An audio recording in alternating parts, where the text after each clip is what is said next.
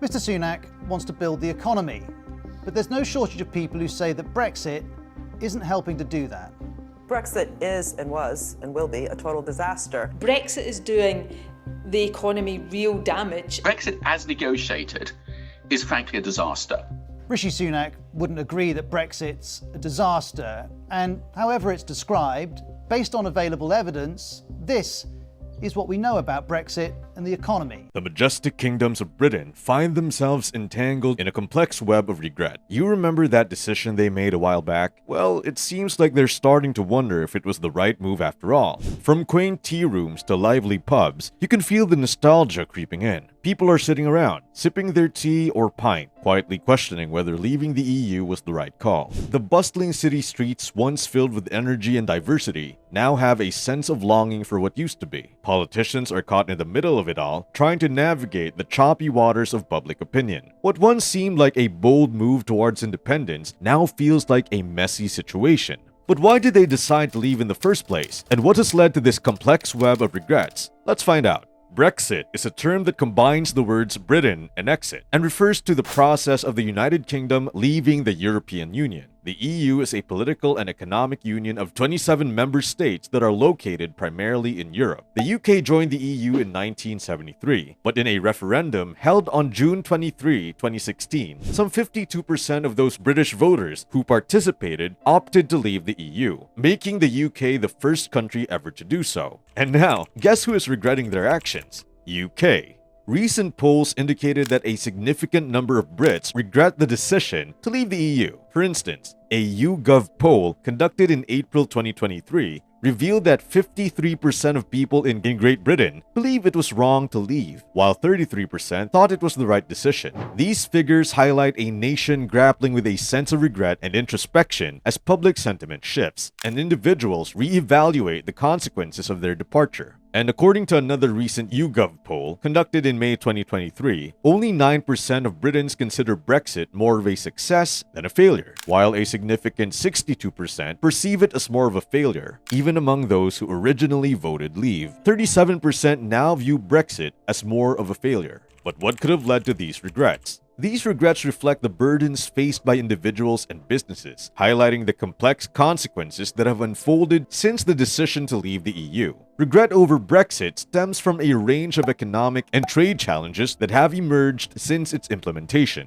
These challenges include higher inflation, lower growth, disruptions in supply chains, and increased bureaucracy and cost for exporters and importers. Regret over Brexit also stems from the significant impact it has had on the car industry, which faces an existential threat, without changes to the Brexit deal as highlighted by manufacturers. With approximately 180,000 people employed in the sector in Britain, the industry heavily relies on trade with the EU. The intertwining nature of production, distribution, and collaboration within the automotive world underscores the deep implications of Brexit, revealing a story of uncertainty and apprehension. The narrative of regret also intertwines with the perception of shattered trust and unfulfilled expectations as the fallout of Brexit unfolds against the backdrop of a leadership that has faced criticism for its handling of this transformative decision. Regret over Brexit is fueled by dissatisfaction with the government's handling of the process, which has been criticized as mismanaged, chaotic, and dishonest. Observers point to the Conservative Party and its former leaders, Boris Johnson and Theresa May,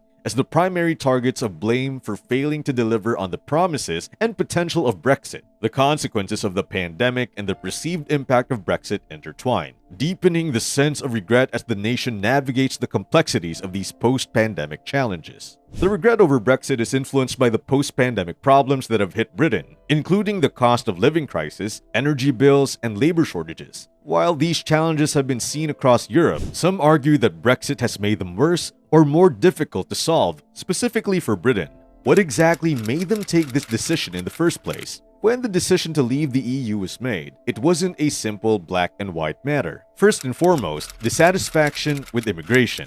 Numerous people expressed a variety of worries about the high rates of immigration from the EU nations. They saw this immigration as putting strain on public services, jobs, incomes, and social cohesion in the United Kingdom. so they wanted the UK to have more control over its borders and immigration policy. The Brits sought to strike a balance where they could address the strains caused by immigration while preserving the benefits it brought. They yearned for a sense of sovereignty, wanting to shape their own destiny and ensure that their nation's unique needs and values were taken into account. The goal was to create an immigration system that protected their interests while remaining open to trade, ideas, and cultural exchange, thus embracing both autonomy and cooperation. Another reason behind the UK's decision to leave the EU was the belief among some voters that the country would benefit economically outside of the Union. They saw the opportunity to strike their own trade deals with other countries and free themselves from the cost and burdens associated with EU membership. Additionally, they distrusted the economic forecast and warnings presented by the Remain campaign, viewing them as scaremongering tactics. The vision of economic independence and skepticism towards gloomy predictions played a significant role in shaping the course of the UK's departure from the EU. Democracy was also an issue. Some voters believed that the EU lacked democratic accountability, transparency, and legitimacy, leading them to favor the UK's departure. They desired more direct control over the country's affairs and representatives, aiming to reduce the influence of unelected bureaucrats and elites. The call for a stronger democratic connection between the people and decision-making drove their desire for a system that was more responsive to the needs and aspirations of the UK citizens. Another issue was national identity. Certain voters felt a stronger sense of national identity and patriotism as British rather than European, driving their support for leaving the EU. They aimed to preserve their culture, values, and traditions from what they perceived as erosion or dilution caused by EU integration. There was a desire to safeguard their way of life and celebrate their distinctiveness. Additionally, they resented the perceived loss of status and influence of the UK in the global arena. The yearning to regain recognition and respect, both for their national identity and their standing in the world, played a significant role in shaping the decision to leave the EU. Also, some voters expressed their dissatisfaction and frustration with the status quo and the political establishment in both Westminster and Brussels. They felt left behind by globalization, austerity, inequality, and social change. Their motivation to leave the EU stemmed from a desire to send a message of protest and demand for change. It was a call to challenge the prevailing order, assert their agency, and demand that their voices be heard. Some voters saw Brexit as a chance for the UK to establish a new role and vision for itself in the world. Drawing upon its history, strengths, and potential, they approached the decision with optimism, envisioning the prospects and benefits that leaving the EU could bring. Rather than fearing change, they embraced it, eager to explore uncharted territories and forge their own path.